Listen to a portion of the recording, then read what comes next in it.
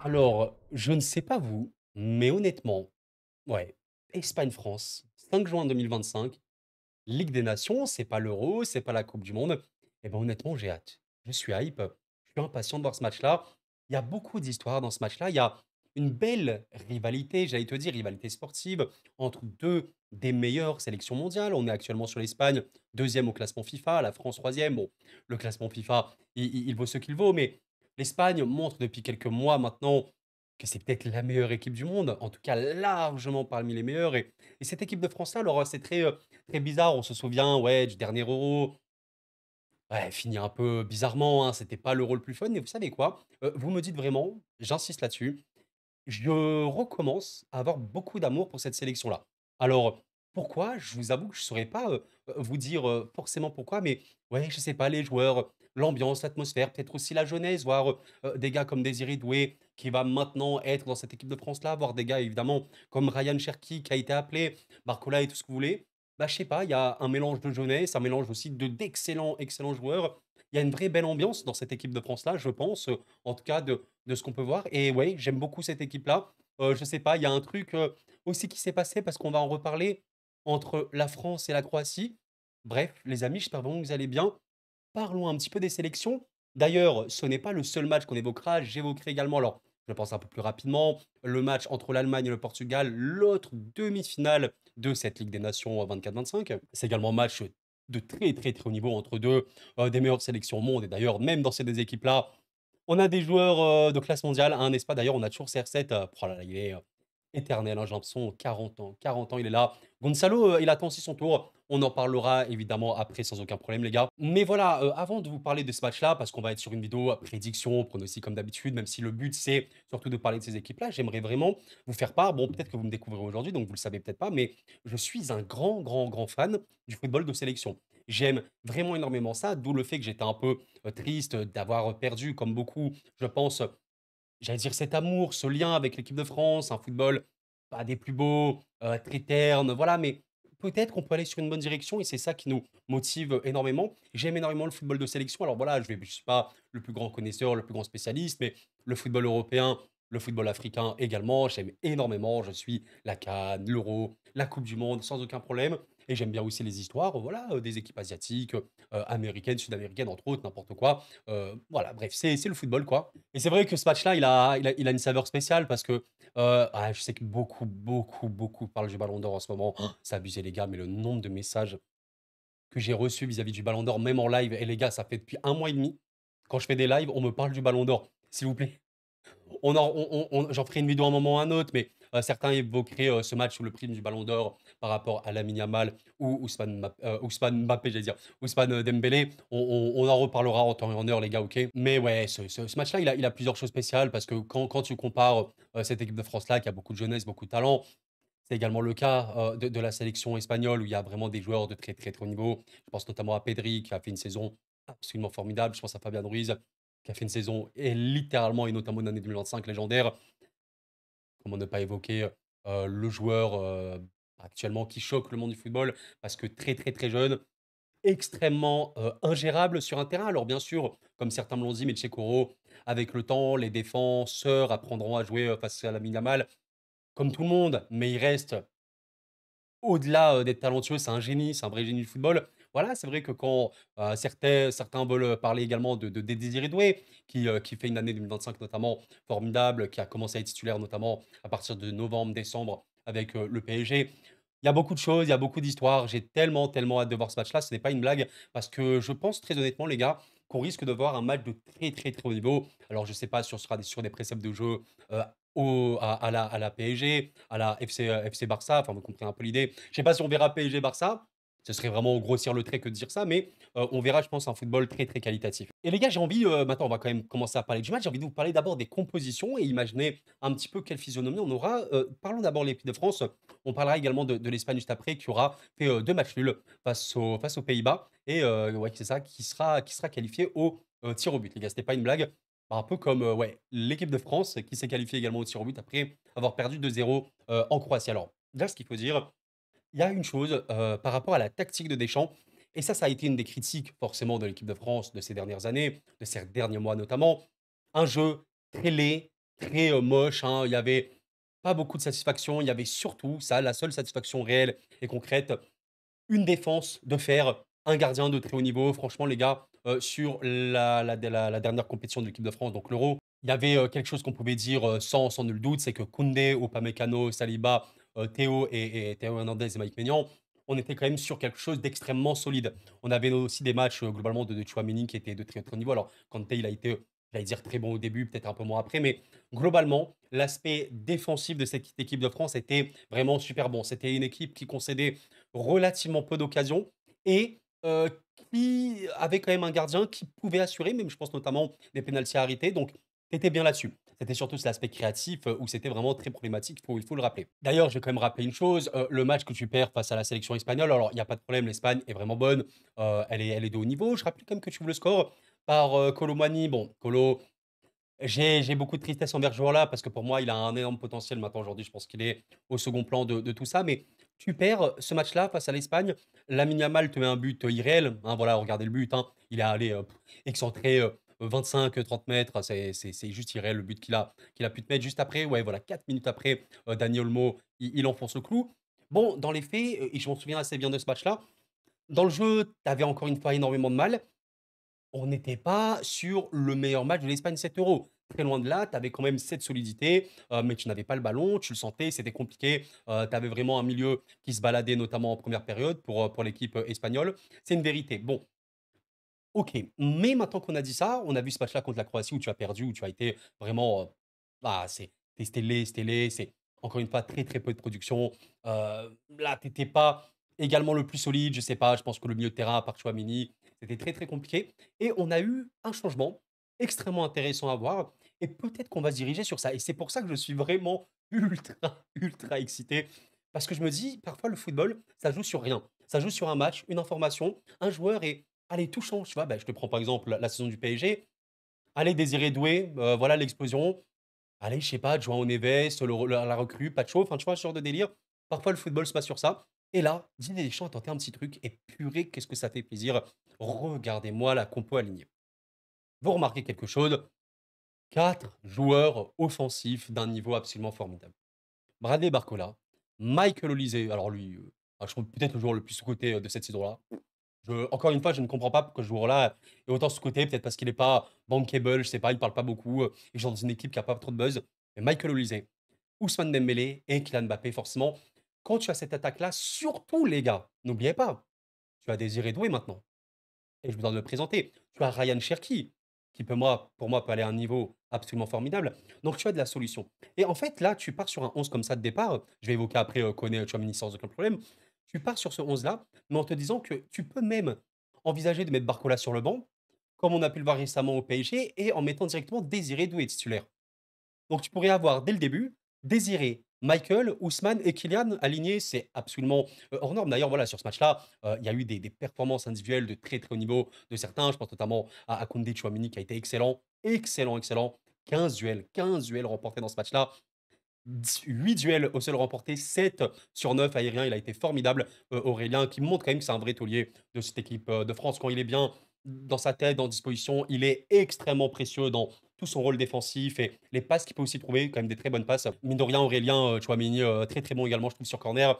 Comment ne pas évoquer Ousmane qui a fait un match de fou, qui aurait pu être homme du match si, Michael n'avait pas fait un match encore plus, choquant. Mais voilà, Ousmane, je pense sur ce match-là, si on va regarder rapidement, ouais, voilà, c'est quand même un match où il a 5 occasions créées, bah, le même, que Michael Olise, donc un match de très, très haut niveau. Je pense que si on regarde un peu les touches dans la surface, bah, il est juste derrière, voilà, Kylian, qui a fait un gros match. Kylian aurait dû marquer. Clairement, quand tu fasses son XG, notamment Kylian, aurait dû marquer.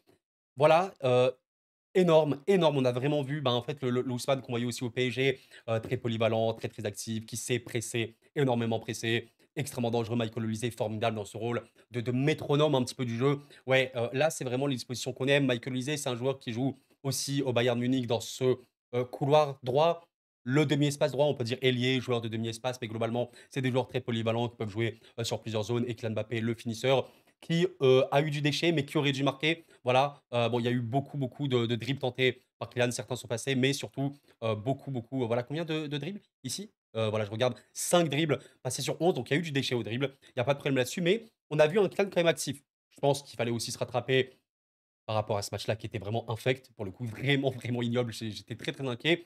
Il aurait dû marquer, mais là, tu as vraiment un truc de très haut niveau. Même Barcola, hein, qui a été remplacé à l'heure de jeu. D'ailleurs, ce qui est drôle, heure de jeu par Désiré, qui a fait une entrée de fou, hein. Ouais, c'est celui qui a réussi le plus de dribbles sur ce match-là. 6 dribbles sur, je pense, 9, peut-être, un truc comme ça, sur 10. Donc voilà, très, très bon. Il a joué également beaucoup de duels défensifs tout court. Ouais, c'est ce dont on a besoin. Kamavinga également, pour moi, avait fait une bonne entrée notamment. Donc, tu as de quoi. Tu as de quoi imaginer en fait une équipe de France qui, face à la sélection espagnole, là pour parler du match qui arrive, compliqué derrière parce que, ouais, dans les faits, bon, ça c'est la liste de Deschamps, il y a des absences. Factuellement, il y a des absences. Quel alignement on pourrait avoir derrière, sachant que Théo, Saliba ou pas et Koundé, c'est quand même quelque chose qui est très, très, très ancré maintenant dans la tête de Dédé. Bon, là, comme ça, là, je te dirais, allez, peut-être, peut-être Digne de ce côté-là ou Théo. Digne ou Théo. Bon, je pense que Lucas Hernandez va pas partir titulaire clairement contre l'Espagne, mais partez du principe que celui qui sera à gauche, ce sera celui contre Lamine. Donc, allez, Lucas Digne, Théo, vous me dites un petit peu, peut-être plus Théo, peut-être, je sais pas.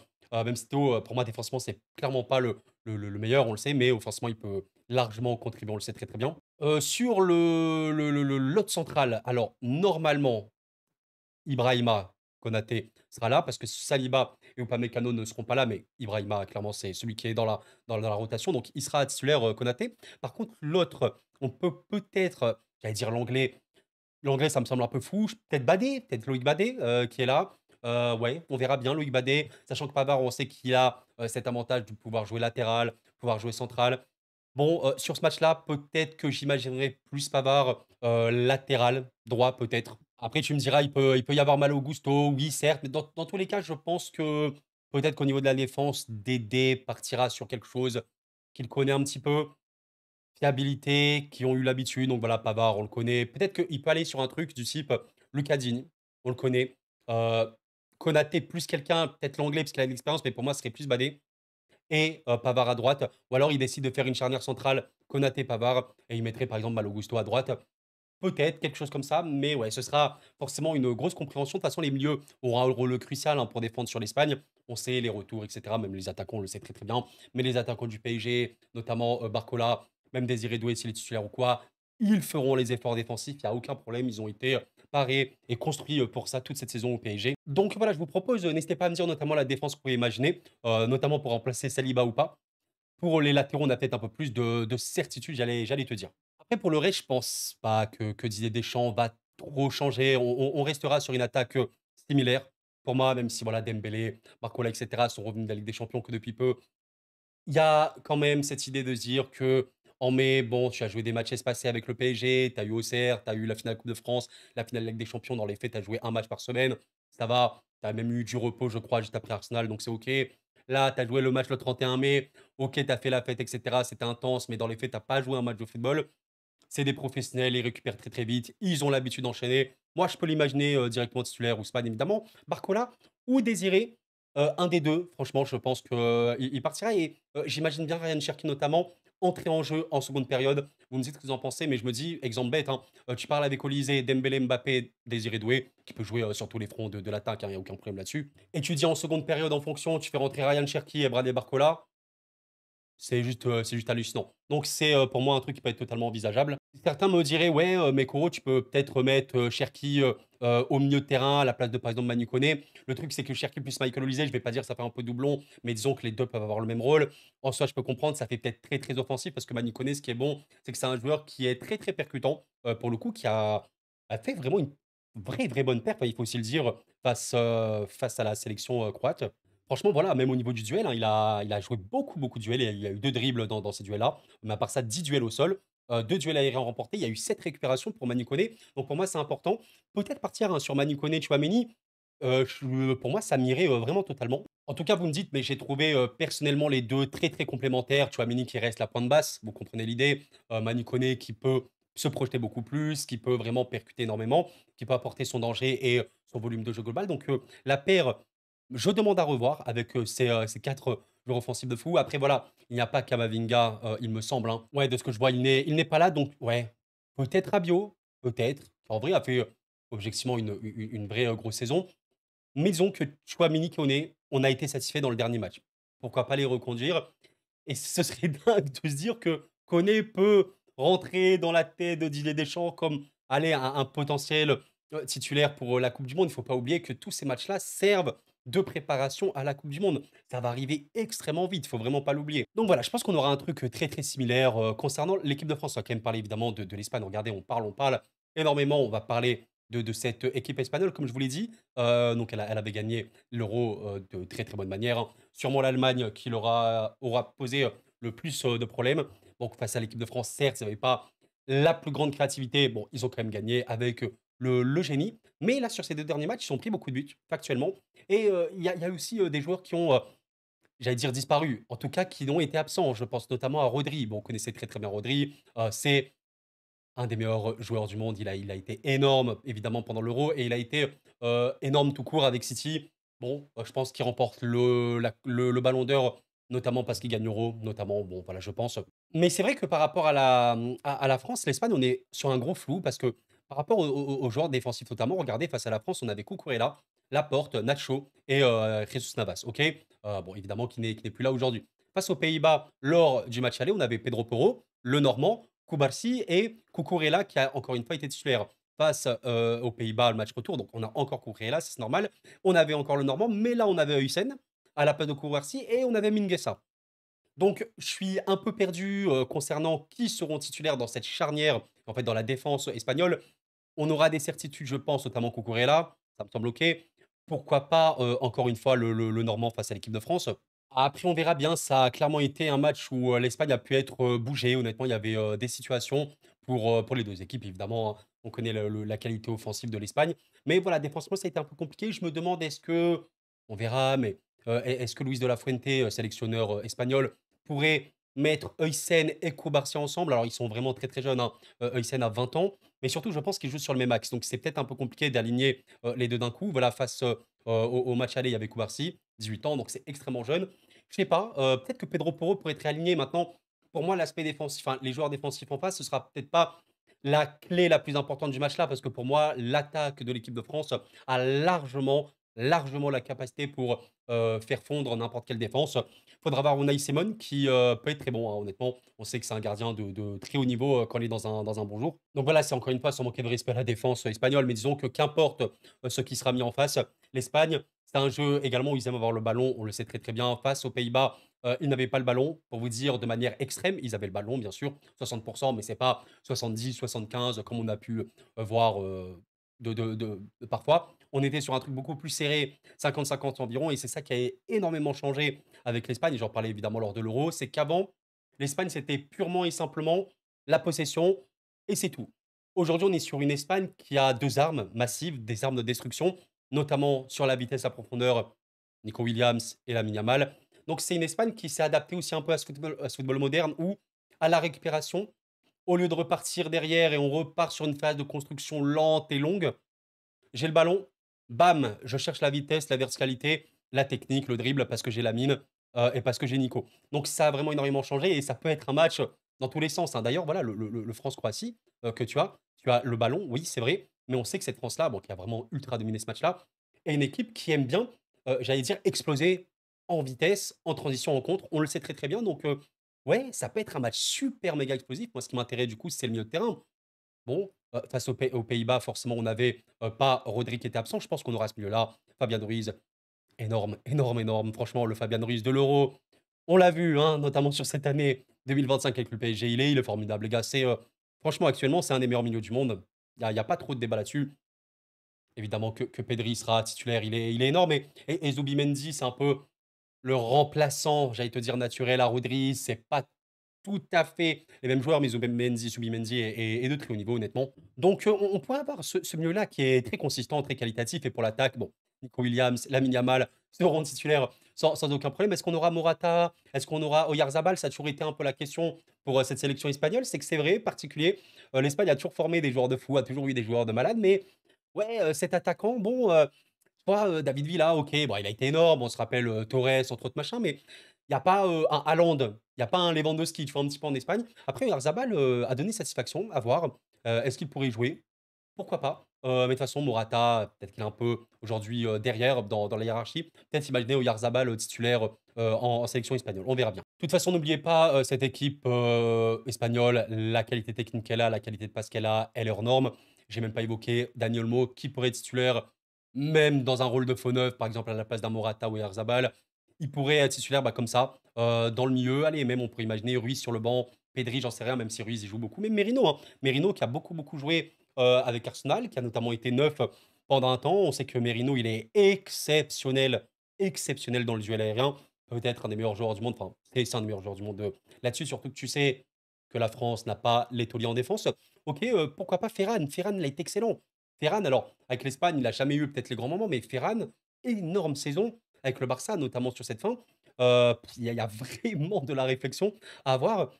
Putain, en vrai, là, je suis en train d'y penser, mais le match va être d'un niveau absolument formidable, hein, vraiment. Bon, du coup, les gars, pour conclure un petit peu, j'espère que vous avez apprécié cette vidéo qui est un peu, on va dire, en mode, ouais, podcast, réflexion et tout. Je vais vous donner un petit peu mes sensations avant ce match-là. Regardez, j'ai parlé 20 minutes et honnêtement, j'aurais pu en parler beaucoup plus. En vrai, vous me dites, mais peut-être qu'on fera un live. Je n'ai pas forcément l'habitude de faire des lives avant match sélection, mais lui, il m'intéresse vraiment. On fera un live. C'est décidé. J'espère normalement, allez, les 5 juin. Bon, 5 juin, j'ai une grosse journée, mais normalement, vas-y, j'aurai sûrement le temps de faire un live en fin de journée. On en reparlera en live, OK les gars? Mais là, ouais, je pense qu'on alors, ça va être un magnifique match vraiment. L'Espagne, bon, qui n'a pas gagné, hein, sur ces 2 derniers matchs, qui a été, un peu, fébrile derrière, beaucoup, beaucoup, marqué, gros danger. Est-ce que Lamine a marqué? Lamine, il a marqué, ouais, peut-être, sur, peut-être il a raté un penalty, non? J'ai souvenir qu'il a raté un penalty, peut-être c'était, pas avec l'Espagne. En tout cas, il aura marqué, je me rappelle, magnifique but. Pouah, il avait mis un but de malade de mémoire. Fin du match là, super beau et lors du match là, en tout cas, elle n'aura pas marqué. Bon, Lamine peut probablement marquer sur ce match-là. Qu'est-ce qui va se passer? Ça va être, sur un match unique. On est en Allemagne, hein, évidemment. Michael Oliver, l'arbitre de la rencontre, arbitre anglais. Quelle est votre sensation? J'ai la sensation, si vous voulez, aujourd'hui, que l'équipe de France, avec l'attaque qui a été mise en place face à la Croatie, Barcola ou Désiré titulaire, qu'importe l'un des 2, cette attaque peut faire mal à tout le monde dans le monde du football. C'est normal, tu as parmi les meilleurs joueurs du monde, Michael Olise fait une saison de malade mental. Ousmane, est-ce que je viens de le développer? Kylian reste une arme de destruction massive quand il est servi. Ça reste un buteur, un buteur, un buteur, un buteur. Le nombre de buts qu'il met, c'est fou. Barcola, des très déstabilisateurs. Et Désiré Doué, on sait qu'actuellement, il est en train d'exploser. Une attaque de fou. Manu Koné, Tchouaméni, ça peut être très complet. Je me dis que le contrôle dans ce match-là, pourrait quand même aller envers l'Espagne, même si l'Espagne n'aura pas Rodri normalement. Après, peut-être que Rodri sera titulaire, hein, mais je sais même plus s'il a été appelé, les gars. Je vous avoue, je vais pas chercher, je ne sais même plus. Peut-être ça fait un peu short. On sait que Rodri a repris un tout petit peu avec City, hein. Je vais juste regarder le nombre de minutes qu'il a eu depuis son retour. Voilà, c'est un peu léger, hein, les gars. Il a joué le 20 mai. Ah non, il a pas assez joué. Il a joué 7 minutes contre Bournemouth et il n'a pas joué contre Fulham. Non, je pense pas que Rodri sera titulaire à ce niveau-là face à l'équipe de France. Faut pas fumer non plus. Et peut-être qu'il n'est même pas appelé. Donc, je pense quand même que l'Espagne, avec quand même la qualité technique qu'ils ont au milieu, je pense notamment à Fabian Ruiz, je pense notamment à Pedri, même à Zubinzi, mais surtout Pedri et Fabian, ils peuvent avoir le contrôle du ballon. Maintenant, je me dis, cette équipe de France peut être très solide, honnêtement, vraiment, vraiment bien solide, et surtout très intense. Moi, je pense notamment aux joueurs offensifs, on le sait. Je vous ai évoqué Ousmane Dembélé avec sa qualité de pression absolument incessante qu'on a vu du début à la fin de saison. Je vous parle notamment évidemment de Barcola ou Désiré Doué qui ont un volume athlétique de course et également défensif de fou furieux, mais c'est également le cas de Michael Olise qui ne lésine pas du tout à faire les efforts. Dembélé, Mbappé, on sait qu'il fait pas les efforts pour ce match-là. Il pourrait à minima presser, on l'espère, comme Dembélé, j'espère, hein, vraiment qu'il le fera. Tu peux vraiment réussir à remporter la plupart de tes duels, peut-être, je ne sais pas. Je pense notamment, voilà, à Tchouaméni qui a pu être légendaire, notamment contre la Croatie là-dessus et chercher beaucoup de la verticalité. Honnêtement, ça peut le faire. Je ne sais pas à quel point l'Espagne peut gérer en même temps Barcola ou Doué, Olise, Dembélé, Mbappé, dans toute leur qualité de dribble, de vitesse et tout. Ça me paraît vraiment, vraiment chaud. Bon, l'équipe de France n'a clairement pas son équipe titulaire en défense. Ok. Mike Maignan reste quand même de haut niveau. Il fait pas la meilleure saison de sa vie, c'est vrai. Mais il reste de haut niveau, on l'a vu sur les matchs de l'équipe de France. Moi, je suis plutôt en mode équipe de France. Un match peut-être un peu foufou où, voilà, l'Espagne, a quand même ce contrôle-là, a cette qualité-là, ils marqueront. Mais toi, tu auras des possibilités parce que tu restes équipe de France avec ces 4 joueurs offensifs-là, avec ton volume de jeu. En vrai, on peut être très surpris. Je te dis pas: «Allez, on va partir sur du, 4-1 France». Après, ce serait vraiment, magnifique. Bon, évidemment, moi, je suis à fond pour l'équipe de France sur ce match-là, c'est logique, hein. J'aime beaucoup, les joueurs que compose, cette sélection espagnole.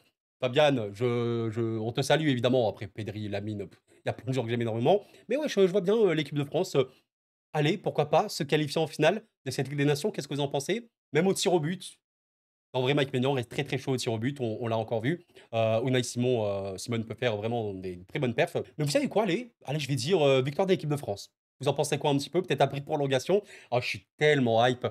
Pourquoi pas aller un but de Lamine, d'un côté pour enflammer un peu le truc, Ousmane, qui répond et qui marque et allez Michael, encore un niveau de fou, Désiré qui marque, après c'est Olmo, t'en sais rien, un petit 3-2, tu vois? Comme ça, ce serait incroyable, même Mbappé qui marque. En vrai, ce serait vraiment très beau. Oh, j'ai trop hâte. Les gars, j'en peux plus, regardez, je parle de ce match pendant plus d'une demi-heure, je n'en peux plus. Trop hâte de voir ça. Bref, allez les Bleus, on espère, on en reparlera les gars. Je dois quand même parler de Portugal, Allemagne un petit peu s'il vous plaît. J'ai vraiment parlé énormément sur ce match-là d'équipe de France. Alors après les gars, vous me comprenez, je suis très, très, excité, mais je vais d'abord évidemment voir comme beaucoup, ce match entre l'Allemagne et le Portugal qui est formidable. Encore une fois, des joueurs que j'aime beaucoup des 2 côtés. Un de mes joueurs préférés actuellement, hein, le fameux Florian Wirtz qui risque d'aller, à Liverpool, il est formidable. Franchement, c'est un des meilleurs joueurs du monde, hein. Il y a pas de problème, là-dessus. Côté, Portugal, Vitinha, Neves, bon les gars, c'est normal, je suis, supporter, parisien, mais plein d'autres, hein, Nuno Mendes, évidemment, logiquement. Il y a une très, très belle, équipe. Alors, Cristiano Ronaldo devrait être titulaire, vraisemblablement. Là, on est sur les compositions probables des 2 côtés. Alors, ce qui me semble un peu bizarre, c'est que Moussiala n'est pas là. Alors, est-ce qu'il serait blessé? Parce que là, je le vois pas forcément blessé. Je vais juste faire des recherches rapidement. Ouais, les gars, c'est ce qui me semblait, hein. Moussiala n'est pas là. Donc, c'est un peu problématique parce que l'Allemagne, on les a vus notamment très, très dangereux à l'Euro. Et d'ailleurs, c'est l'équipe qui était la plus proche, en fait, d'éliminer l'Espagne. Pourquoi? Parce qu'il y a une qualité offensive hors du commun. Il y a eu énormément, énormément de situations pour les Allemands face à l'Espagne. D'ailleurs, c'était un des rares, rares, rares matchs où tu sentais vraiment que l'Espagne allait tomber. Tu sentais vraiment, ils étaient pas loin du tout. Il y a eu certaines perfs, je pense notamment à Fabien Noris qui a été de très très haut niveau. Rodri a vraiment vraiment fait énormément de bien. Je rappelle qu'Olmo, il a fait une entrée absolument magnifique, mais c'était très compliqué. Il aurait pu y avoir un penalty pour les Allemands